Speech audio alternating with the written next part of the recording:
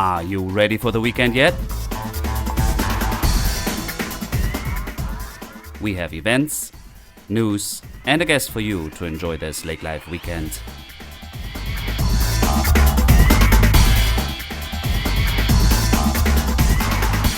Hello and welcome to another episode of Lake Life Weekend Podcast. This is Dirk.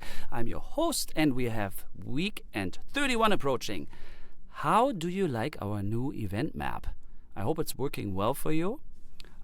We are still tweaking here and there and we are growing it. We are filling it with content. So please help us submit your event so we can put it on the map for you. That would be nice. Also, check out our Instagram, our Facebook, and follow us. We are working on a lot of pictures and things to share. Send us your moments, your memories of the lake, and then we would share it with all the other ones if you want. Also, feel free to submit ideas for our next magazine. We will actually spend the next 4 weeks to wrap up our fall issue of the Lake Life Weekend magazine. So that's exciting and that's a lot of work, and we appreciate all the ideas or help that you may send forward to us. Thank you for that. Today we have in the interview Val and Gary Jacobson of their Red Angus Ranch operation, and I met them at a photo shoot for one of our publications, and I was so impressed. I actually always had something going for cows and things, and so I decided to interview them and hear what it means to be a farmer, rancher, better. I got corrected, I think, in the interview too. Difference between a farm and a ranch, and I'm a city boy, so I didn't know. But I thought it was a really interesting story. We captured that for you to join in. So I don't want to keep this much longer from our story. And if you want to hear more and learn more about what's happening in Lakes Country, please always go to lakelifeweekend.com. We appreciate you tuning in again this week, and we wish you a wonderful weekend ahead.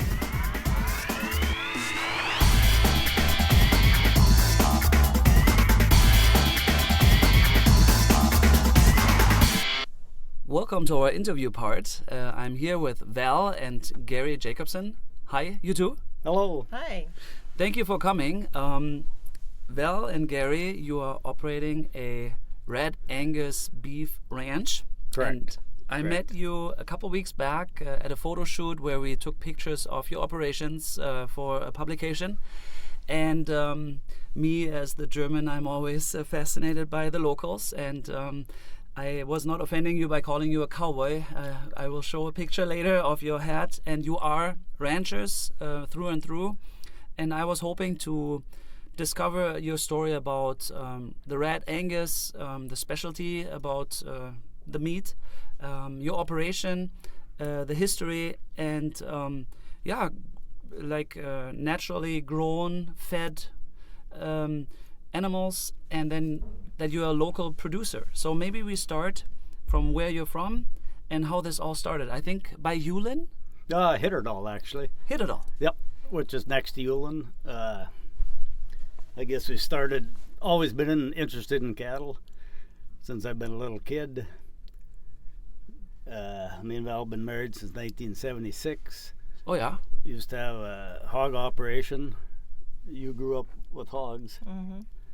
And always backgrounded cattle, had feeder calves, and then got into the registered seed stock business in 1998. I guess we bought our first registered cattle and built it up to 240 cow herd today, along with our son Cody. Yeah. So it is really fascinating because when I approached you, or when I met you, you were like, we will bring the horses, and you came with a trailer, and I was not expecting such a beautiful place, actually, and so much passion and enthusiasm. You are very proud. I know you're a little humble here. You have 200 plus cows. It's a lot of work. So since it is so much work, did you know what you got yourself into 45 years ago? No, kind of. But, you kind of gradually get into it. We didn't start out big. We started out small. Right. With Yeah. pork, you said. Yeah. Well, some of each. We Yeah. had some cattle, and I did the hogs because I had young children. And Yeah, when we Worked first out got better. married, we'd have the hogs, and she'd buy beef calves, day-old calves, and bottle feed them, Really? and grow that up. And then we had cattle at my dad's place, the feedlot over there. And so, yeah, we did this before we got married. Her folks, our folks, did the same kind of stuff. We just took the seed stock part of it and went with that. We were in our 40s when we started that. So you actually started. I'm still at the origin. So you started kind of in a hobby farm environment, No, or was it already full time? yeah, it was always full time. Always full time. Yeah. So you had a let's call it a picture book farm. You had a little bit of hog, a little bit of cattle, Yeah. and how much land? How big was the operation when it all started? Well, then we were working for our folks. when Gary they- worked for his father for the first probably 10 years until we bought our place where we're at now. And then we started more of the cattle on our own. Yeah, I would farm with my brother, but I was never a farmer. I was always a cowman. Okay, so is it your grandfather? Like what generation? So you're at least second generation. No, third, I guess. My grandfather farmed too, and Then we live on my home place. Oh, you do. My grandfather was there, Yeah. and I grew up there. And then we purchased it in 1986. So you are third generation, and you said your son is involved. So you have a 4-generation farm operation. Correct. Oh, or ranch. yeah, Yes. yeah, Yeah. yeah. Okay. Yeah. And so you started with a little mix, and then you raised 3 children, 3 sons. 3 sons, Correct. and you influenced them. They're all in egg. Correct. Yeah. Yeah. Okay. And now 20 plus years ago, you started to find the red Angus. How did that happen? What is red Angus? What's different? And how were you introduced to that? Well, the Red Angus cattle, I think they kind of started the association in the mid 40s. It's just the red gene on the black Angus. Okay. But You make it so simple. It's probably a little bit more. Is it an American crossbreed or is it no, it's an England deal. English? Okay. Yep. It's just English Aberdeen Angus, the Angus. And that had a red gene in it. And when the Angus breed got started, it could have started with the red Angus, but the guy liked the black cattle, so they started with the black cattle. Well, then in the 40s, there was 4 people that went out and hunted down all the red-hided cattle they could find, and they started that association. Really? Yeah. Why? They thought they were prettier? Or? Well, the gene pool was tighter. There wasn't a lot of them, and the disposition on the red cattle is a lot better. It's very good, actually. I work all the cattle, myself. I'm in with them all the time. He's up front, administering the shots and tagging and whatever, but I work with the cattle all the time. And Yeah. they're just very docile and easy to be around. So back in the 40s, someone identified this special characteristic and they wanted to. So they went around the country and found all the red cattle. In the old days, the rumor has it, if you got a red calf, you hid it behind the barn, you're ashamed of this red calf, see, because you just had the black Angus. Interesting. And the greatest marketing tool ever to go down in the history of the country is the certified Angus beef, the CAB. Okay. They started that. Anything black-hided this was a great marketing tool. Premium was good. Yep.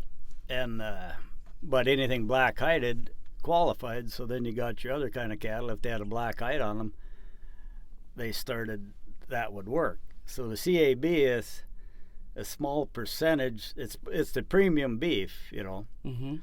But if you look at the advertising now, if you go buy a bag of Elpo dog food, it said Angus beef. Uh-huh. That's misleading. They're selling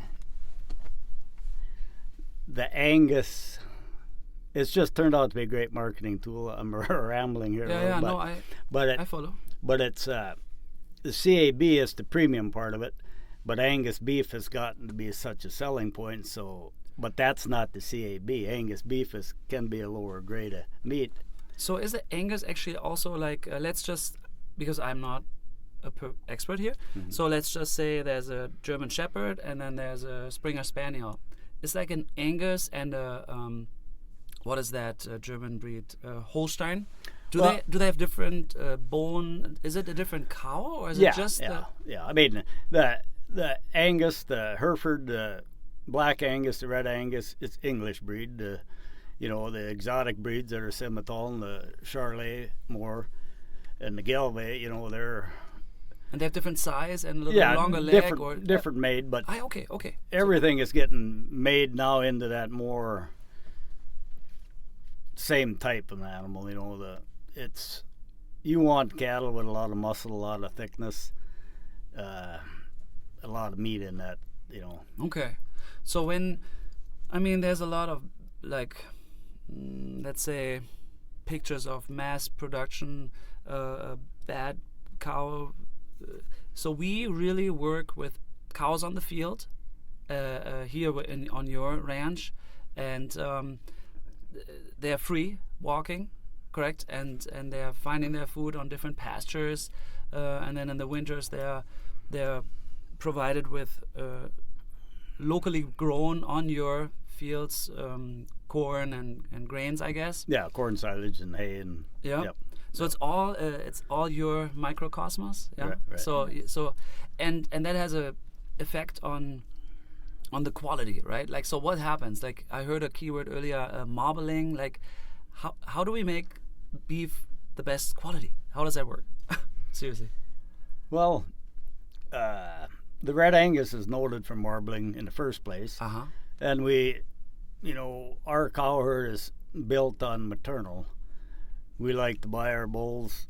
Our number one goal is to buy bulls that make mother cows. Okay. And that's, so our herd is very maternal.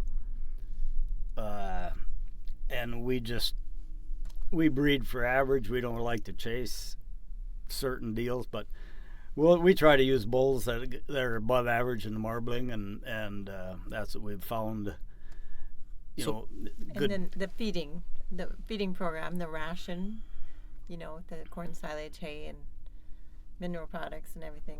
So all one contributes. part is the gene, obviously. Correct. We have a good gene for a good starter, but then what we put in it makes the meat just, everything that we put in it creates the taste. Yeah, I mean, we feed good quality feeds, and not a lot of byproduct, and so it's You think the lands, I mean, we are proud of Minnesota, we live in Lakes Country, so is it somewhat special, like what they find on the field? Is it more is it the water?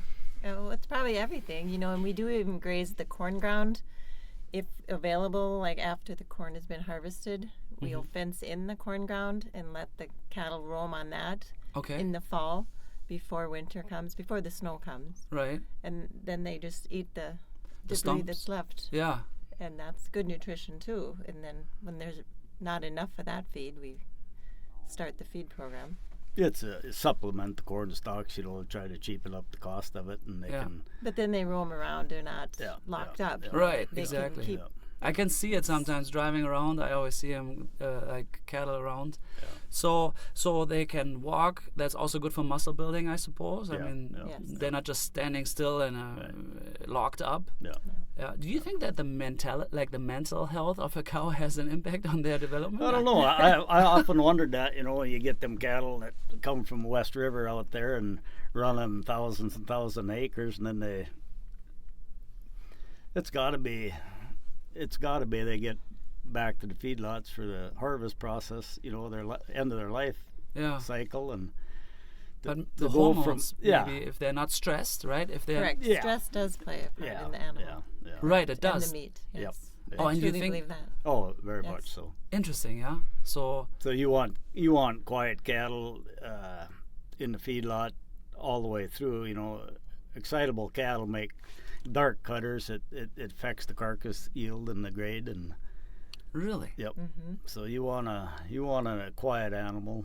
So when you right up to harvest time, you don't want to get them excited and will dictate the flavor or the toughness of the meat. And, I would have never guessed, really. no. Mm-hmm. Huh. So, what are like challenges if you look back on over 20 years of or 40 years of cattle raising? How does a year look like? How does a day look like? I mean, like, are you ever taking vacation? It's hard to plan a vacation. We just kind of wing it pretty much as far as getting away, but we do deliver our bulls after they're sold, and we kind of sometimes turn that into an overnight getaway if we stay somewhere and go out and have a bite to eat and just kind of relax. What does it mean you deliver a bull? So you raise bull to also... We raise what is bulls to sell, and after our production sale, then we deliver the bulls to the new owner. And the bull is for production of a new herd. So like Yep. a Correct. new rancher Yes. purchases. Okay, Yep. tell us about that. So is it like, what's so special about your bull? Well,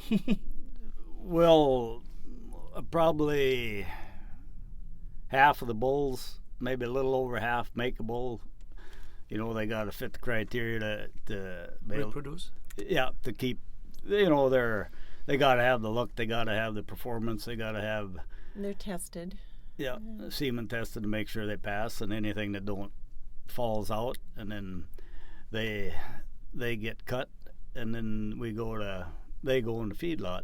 But yet, so the elite special kind of cattle get to go on to reproduce for somebody else. And those can be quite valuable, right? Well, that it fluctuates in the markets. In the good times, like anything else, we experienced the same thing with $7 corn. Everybody had a heyday, and we kind of reaped some of them benefits. And now times are tough again, and now.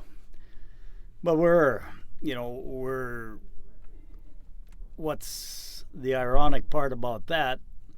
In the 20 years we've been doing this, the bulls are better than ever, and with the market swings, it's a buyer's market.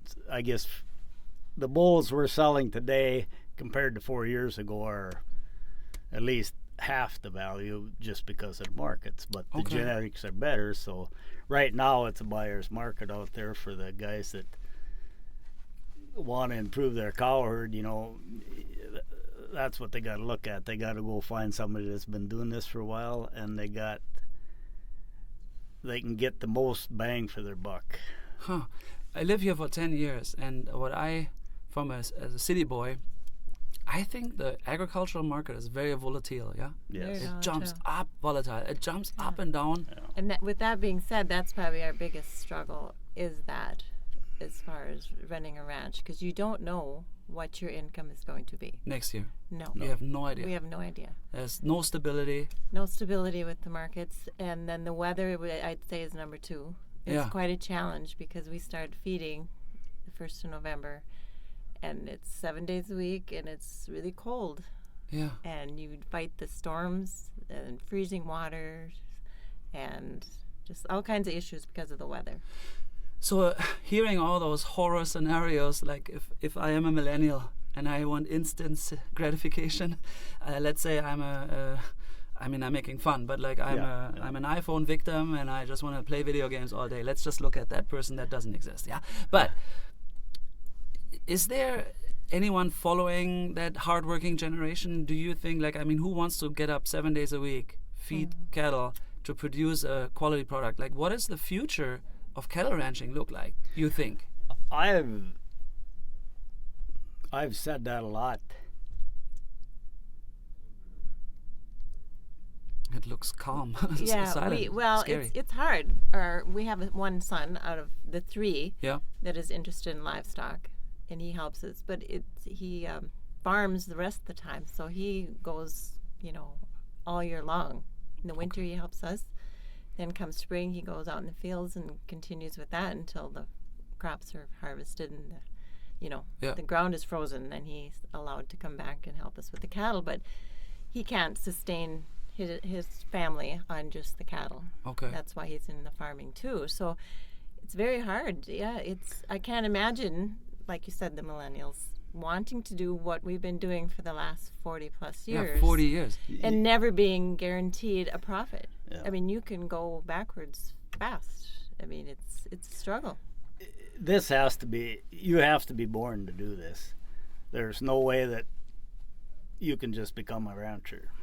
You have to grow up with it. You got to have the desire, The passion, Yeah. the tradition, Yeah. and you just receive something from what you learned from Grandpa. Right, and you can't learn it out of a book. No. no. I mean, That's 80% of it is just hands-on experience of what you've done right or what you've done wrong. Mm.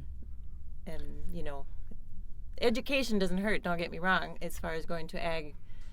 Because you got it. There's law. You're There's- operating a business. You're not Nowadays, just- right, the business end of it is probably where we struggled when we were younger, that just because without a business degree would have really helped us, I believe. You know, yeah. we didn't do the college back in the 70s when we Right. got married and started working. Yeah. That's what we've been It's a very character building deal, and it's you build character, but you got enough character to die on, and you could have been dead 20 years ago and had enough character to die, and you just keep building character. I mean, it's just you gotta be passionate about it, Yeah. You gotta And have it in you. and you gotta, and like I said, you gotta be born with that. You can't learn it. How many smaller operations are in the state of Minnesota? Is there like a group? Do you have like a annual meeting of like how many small family-run? There is a Minnesota Red Angus, correct. Each state has, and he's been on the board. Yeah, I've been on the Minnesota Red Angus board. I've been on the National Red Angus board.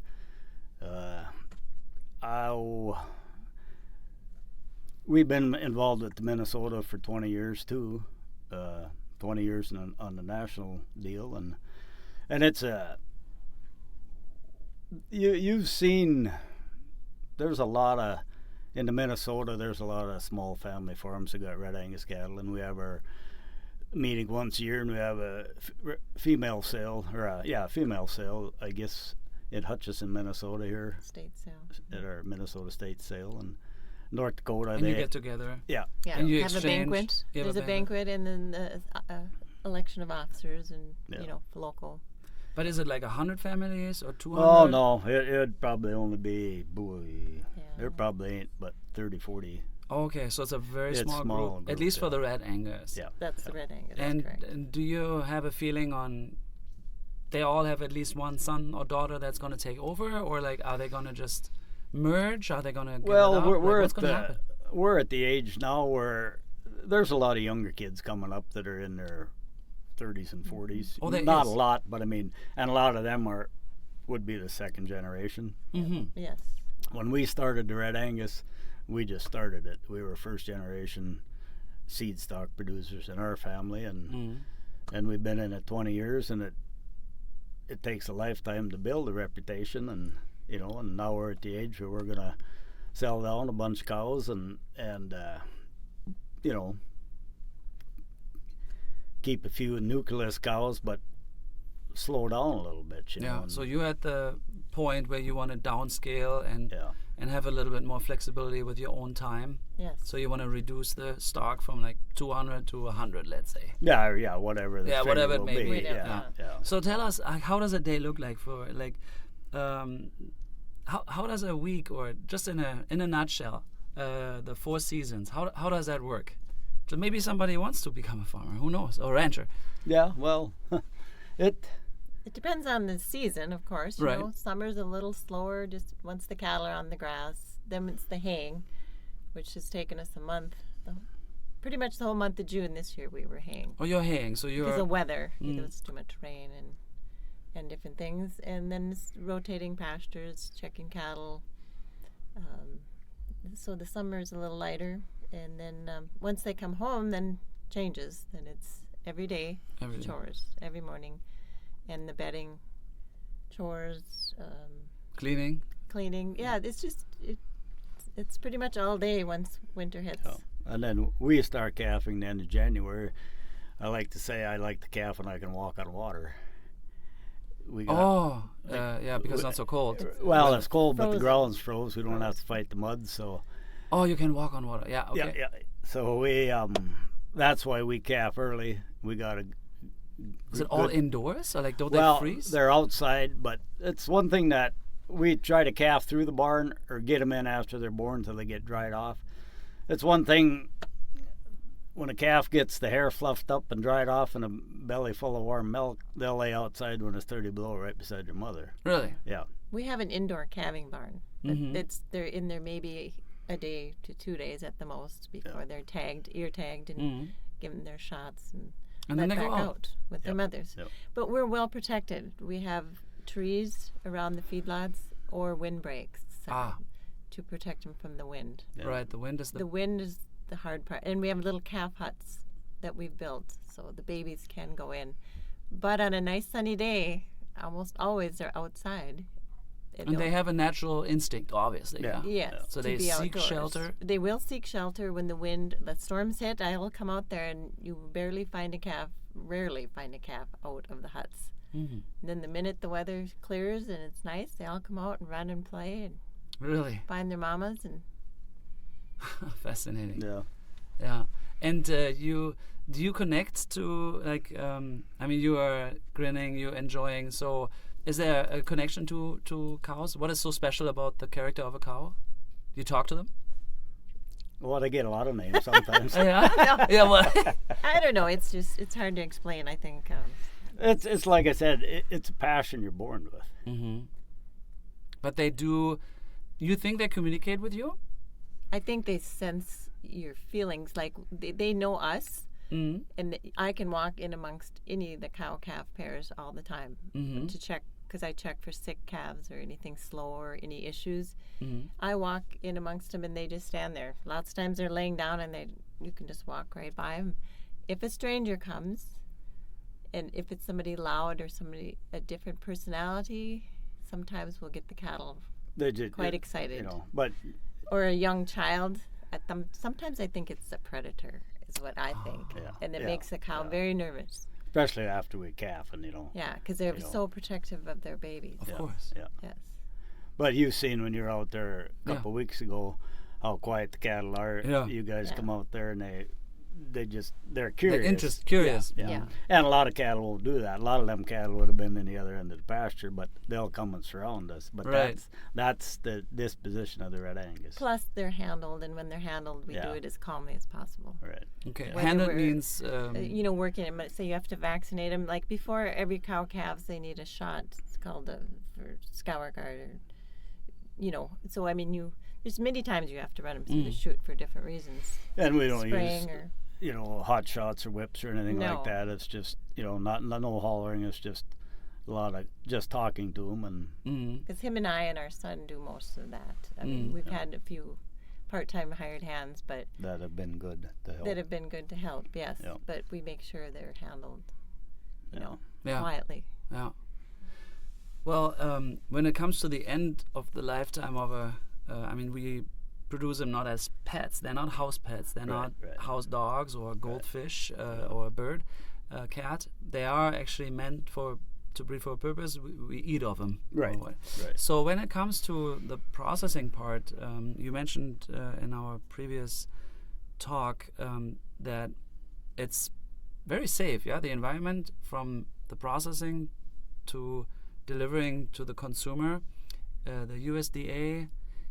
I was like, can you explain that again? Like, there's a person witnessing the whole process to ensure safety and quality. Right. They're called an inspector, USDA inspector, and that's their job. They go around to locker plants or processing plants to make sure the animal's healthy and everything that's used to process the meat is clean, just top notch. I mean, it's pretty, they're very careful.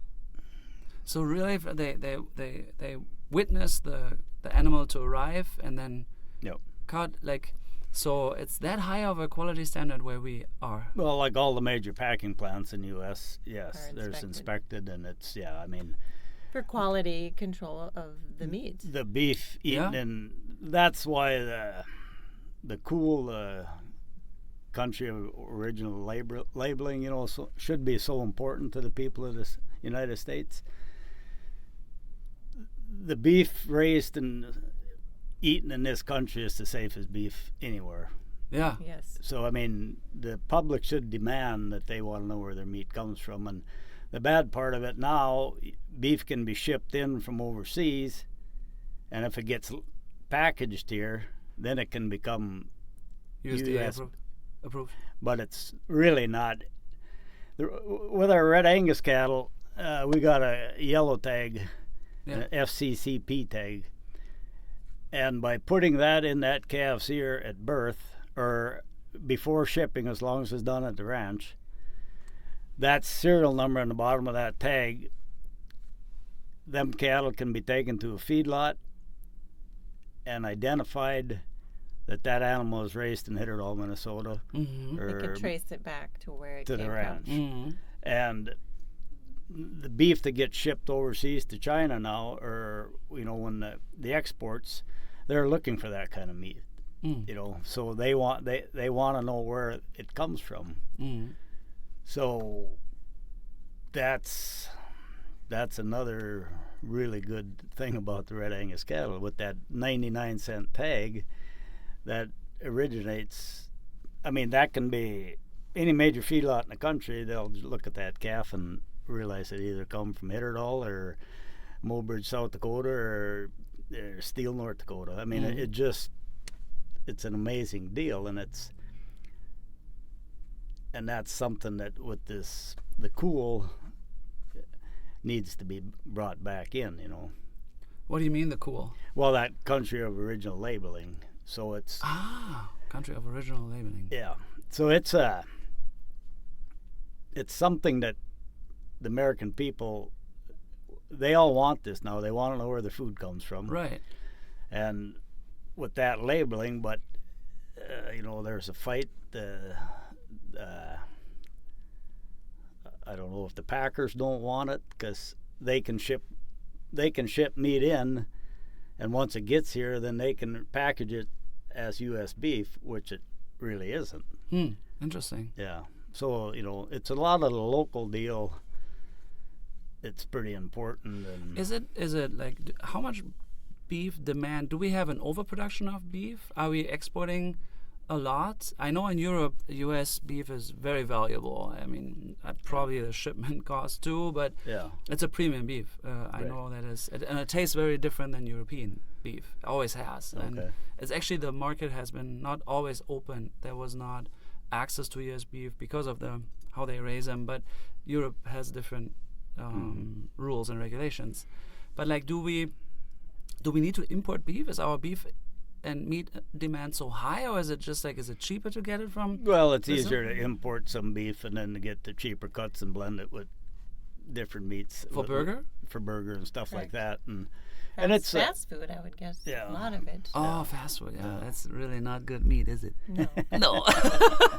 I know. Who would have guessed? So okay, so we have a demand in the fast food industry for that, but we have we probably won't find Angus at McDonald's. Oh, they say they do. I mean, they say Angus beef. I mean, and I'm sure it is probably, but it ain't 5%. It ain't your top cut of beef. It ain't the CAB beef. It's the Angus beef. It's the and that can be anything, but black-eyed or. Okay. Like I said earlier, that's where that marketing is probably go down the history of anything. Is the best marketing tool ever created. Yeah. Huh. Okay. So, would you do it all over again? Would you start your ranch when you were your son's age? Yeah. Yeah, I guess we would, just because it's been a great place to raise our kids, and we've done okay. Met a lot of nice people, and it's been a good way to raise a family. And Gary and I have been able to work together. Most of the time, that's good. Yeah. No, it's beautiful. Husband and wife, business operators, they are meant to be. I don't think it would always work with everybody, but if it works, then everybody has their expertise, I guess. You mentioned you had a responsibility and you had a responsibility. So if it it's fruitful. If it complements each other, then it's very successful. Correct. Correct. He's more the PR guy. He's always been out and about, and I've stayed home and held things together at home. Cody and I have probably more so, and he's promoted and been able to I'm the bullshitter. We call it PR, public relations, but whatever. Yeah. But I mean, I don't care for that part. She's held it together. I mean, she keeps it all going. It's always like that. But I mean, it takes two, though. I mean, I don't like that part of it that he does near as much. So I remember when I saw you, and I could feel it when you said we will bring the horses, and you said you always horseback ride on your ranch, like you don't use a four-wheeler. I think you're extremely connected to the environment and to your to the ranch and to the animal. I think that makes it very unique, yeah. And is that your life? Or like, it probably never felt really like work, although it's hard on the muscle or on the bones, let's say. Mm-hmm. But I think you're getting a lot of joy out of what you do. Yeah. Yes. Yeah. So most of it is quite rewarding and fun. There's definitely the hard part. The weather being probably not the financial part, and the weather, I would say, are probably the two things that really make it a struggle. Yeah. Yeah. If it wasn't for that, I mean, it'd be a dream life, you know. Yeah. If you knew you were always making a profit and you didn't have to fight the weather, 6 months out of the year. Yeah. Yeah. But them profit years is like anything. There's more bad years than good years, and it's something that shouldn't. You're supposed to feed the world, but you can't be guaranteed a profit. Mm. That's the hard part. Mm. Just as in any agriculture, our son's farm, and it's the same thing. They work so hard sometimes, and when the markets are off, it makes it really a struggle. Wow, that is disappointing and not motivating at all. You can work just as hard for a poor crop or a poor, poor year than you do on a good year. Sometimes more so. Yeah, if the weather is played into it, so it makes it a struggle. So you're not rewarded necessarily for all your hard work and hours and worry. Yeah. The worry is stressful. Oh yeah, I can hear you. And then it and then like with the cattle, the normal cow calf guy, they either market their calves all in one day. A lot of them big ranches, on the third week of October, that's the day they sell their calves. They've did that for years, and so I mean, your whole year's work on that situation comes down to one day, and your whole income is based on 10 minutes of selling your calves. So then but them people, that's where the reputation comes in. You still got to do this right. You still got to buy your genetics. It's hard not to cut corners, but you always hope and pray that by giving the consumer this kind of quality, you get a premium in the down market. You'll top the market with them calves, and that's all you want to do. If you're going to do this, you want to do it the right way. You want to be proud of what you're selling. No, the quality, it will always be the most important element, I would say. So I remember when we were at your ranch at the pasture, you pointed out, and it's very scenic, it's just beautiful. You pointed out the lake in the background, and I'm a lake life guy, I guess. So if I may ask, what do you like about Lakes Country the most, or the lakes? Do you also fish? Do you use it recreational? I mean, what do you like about Minnesota and Lakes Country the most, if I may ask? There's really not much time for fishing. But it's just the scenery and the people, I believe, because there's not a place you can go in the lakes area that you don't see friendly faces and happy people, and the scenery is just unbelievable in our summers. Yeah. And even in the winter, there's something about looking at a lake frozen with all our beautiful trees and Peacefulness. I enjoy the winters. Yeah, Yeah. I do too. Yeah. I mean, I really, it's a struggle for us with the chores, but sitting and looking outside some days on a beautiful sunny day with all that white snow and trees covered with snow. So I'd say the people in the scenery, we don't get a lot of time to actually fish or camp or things like that. But And I horseback riding, I guess Yeah. Right. we used to do a lot more than we do now. We use them with the cattle, of course, but we used to do some trail rides. Trail rides locally. Yes, Yep. by Ogama, Waban area. Okay, so is there public trails that you used? No, it's just a lot of Our friends you have know, made their own trails. made their own trails. We've and been on rides with up to 80 people, yeah. 80 some riders Really? of all ages, from children to In Minnesota? in Or did- Minnesota, Just over here in Ogama. by Ogama. Oh, area. really? Yeah.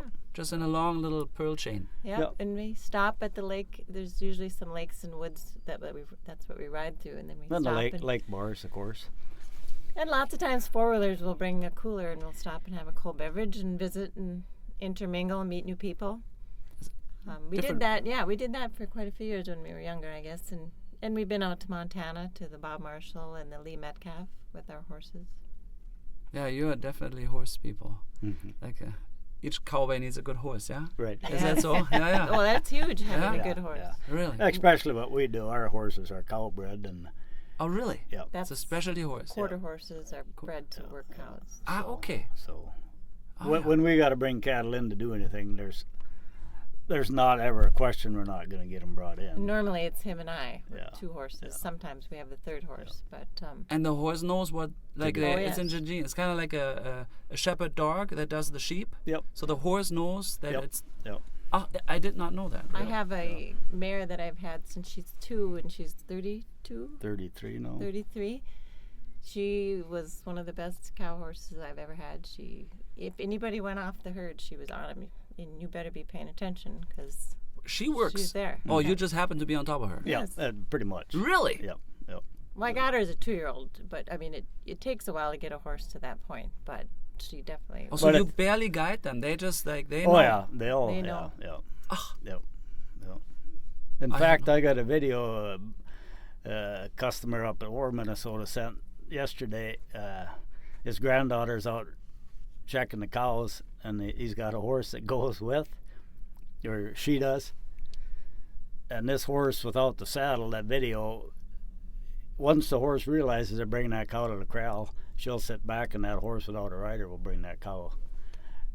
Just like a cow dog. Yeah, I mean, same thing. They will. Yeah. Yeah. Yeah. They'll move them Yeah. themselves.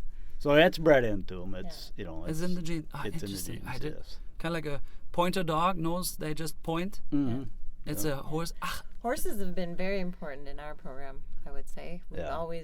We started riding together in high school, I guess, and have always used horses. and 4-H and such, was that is like for kids in school? Is that like how they get introduced to farming? Is that a Minnesota program or a nationwide program? Yeah, it's a nationwide. Mm. Yeah. Is that kind of like a program to not retain, but what is that word? To recruit? Is it kind of like a Well, more farm promote, I recruitment? would say. Promote, like yeah. our grandchildren have been in 4-H before and done crop. Okay. I think mostly crops. I think with the technology, I don't know. It used to be called Future Farmers of America (FFA), and that and the 4-H. 4-H But is different. there's getting to be so many more jobs ag related, and you know. Because of the technology. Yeah. Right? Oh, there's going to be more jobs, so it's not Yes. a threat. You think there's a Well, think I think there's- it'll be different. The technology part. You have to keep up with the technology part of Right. farming and ranching. We see that with our sons with farming. The technology has changed dramatically in the last 10, 15 Right. years, Yeah, and the same with yeah. the livestock.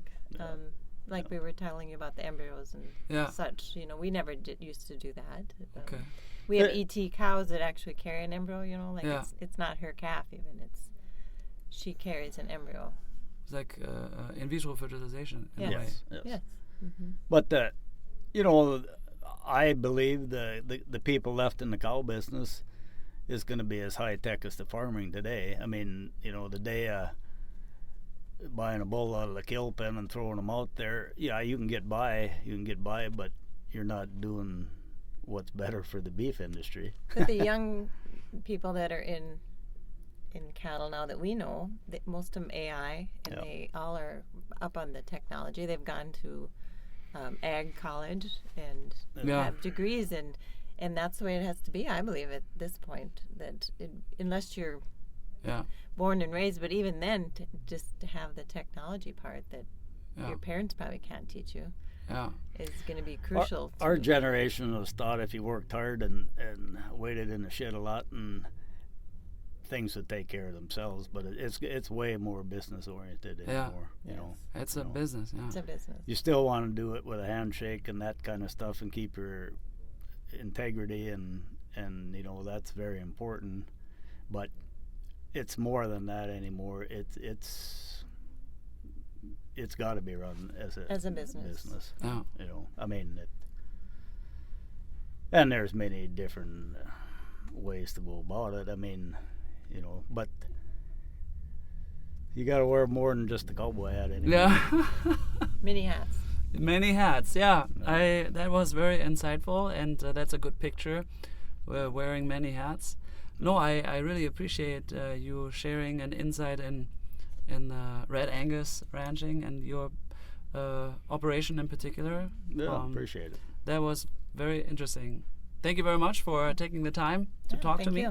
And have a good weekend ahead. Yeah, Thanks. Yeah, this was already our newest episode of the Lake Life Weekend podcast. We sure hope you enjoyed it. Tune in again next week with another great guest and updates.